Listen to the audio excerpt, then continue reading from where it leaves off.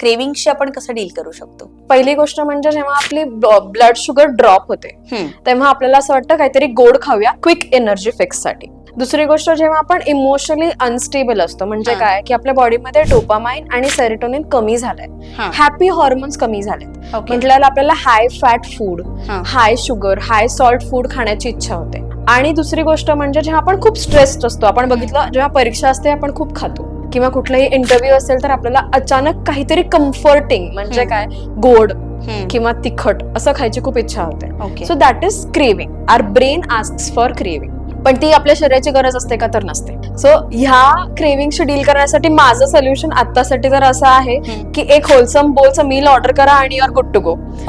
So ह्याचा अर्थ असा आहे की बेसिकली आपल्या बोलमध्ये जसं यू सेड की बऱ्याच गोष्टी आपण इन्क्लूड केलेल्या आहेत राईट. सो आपल्या ब्रेनला खूप कमी चान्स मिळतो ते क्रेविंग इंड्यूस करण्यासाठी. सो म्हणून आपण क्रेविंगशी डील करण्यासाठी balanced meal is going to help us.